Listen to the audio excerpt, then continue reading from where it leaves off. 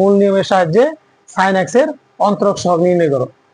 আচ্ছা, তো মূল নিয়মের সাহায্যে পূর্বের ক্লাসে আমরা হচ্ছে একটা সূত্র পেয়েছিলাম, তখন আমরা এটা লিখবো যে উই নো, মূল নিয়মের সূত্র আমরা কিন্তু জানি, হ্যাঁ, যে উই নো কি ছিল বলতো, D D x of F of x limit H tends to 0 f of x plus h minus এর f of x বাই হচ্ছে h। এটা হচ্ছে মূল নিয়মের সাহায্যে এই সূত্রটা হচ্ছে আমরা কি পূর্বের ক্লাস হচ্ছে করেছিলাম, তাই না? এখানে বলছে sin x এর অন্তরক সহগ নির্ণয় করো। তাহলে এখানে আমরা যদি sin x এর অন্তরক সহগ নির্ণয় করি, তাহলে আমরা কি করবো, এখানে f of x এর জায়গায় আমরা কি লিখবো, sin x লিখবো, তাই না? তাহলে সুতরাং ddx of sin x মানে sin x এর অন্তরক।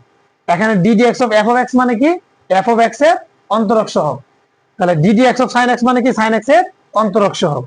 ওকে, আমরা f of x এর জায়গায় আমরা কি লিখবো, sin x লিখবো, তাই না? তাহলে লিমিট h টেন্ডস টু 0, এই মূলত এই sin x এর অন্তরক সহগ মূলত আমরা নির্ণয় করবো কত আসে। লিমিট h টেন্ডস টু 0, আমরা এখানে কি করব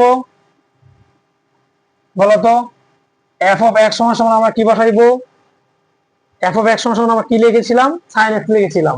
তো এখানে f of x এর জায়গায় হবে এখানে কত, x plus h, তাই না? এখানে আমরা sin x এর জায়গায় আমরা লিখবো কত, x plus h minus f of x সমান সমান কত, sin x, আমরা কি লিখবো, sin x বাই কত, h। Limit h tends to 0, limit h tends to 0, এখানে sin c minus sin d সূত্র পড়ছে। তো sin c minus sin d সূত্র কি বলতো, sin c minus sin d সূত্র হচ্ছে 2 cos c plus d by 2, 2 cos c plus d by 2 sin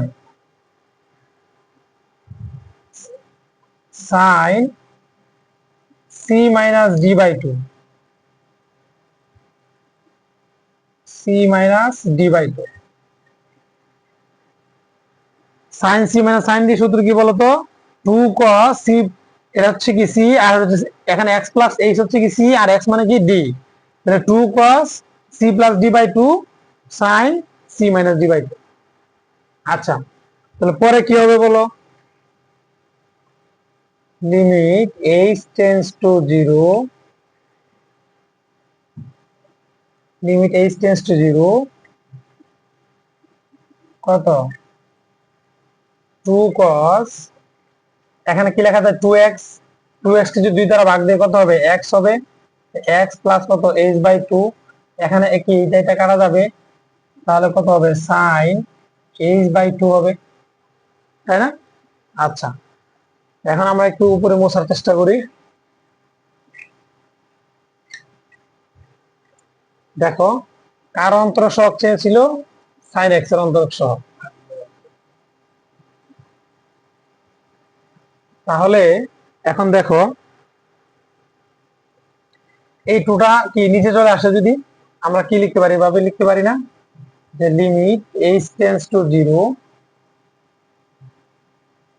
sin h by 2, এটা কি হয়ে যাবে, নিচে হবে কত, h বাই 2 হবে। তারপরে আমরা কি করতে পারি, গুণন লিমিট h টেন্ডস টু 0, কি লিখতে পারি বলতো, cos x plus h by 2। এতটুকুর একটা সূত্র আছে লিমিটের, আমরা জানি যে limit x tends to 0 sin x by x সমান সমান হচ্ছে 1। লিমিট কত, sin h বাই 2, নিচে আছে h বাই 2, তাই না? তাহলে আমরা কি লিখতে পারি, এখানে 1 লিখতে পারি। আর এখানে লিমিট দেখো, লিমিট h টেন্ডস টু 0, তার মানে h এর জায়গায় আমরা কি বসাইতে পারি, 0 বসাইতে পারি।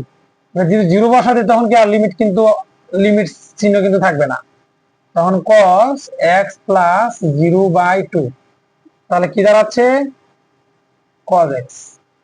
তখন আমরা সুতরাং লিখতে পারি যে sin x এর অন্তরক সহগ ddx of sin x DD x of sine x এর অন্তরক সহগ কত কজ এক্স। তাহলে যদি বলে এখানে DD x of sine x কত মানে হচ্ছে সাইন এক্স এর অন্তরক সহগ, সাইন এক্স এর অন্তরক সহগ আমরা কত পেলাম কজ এক্স পাইলাম।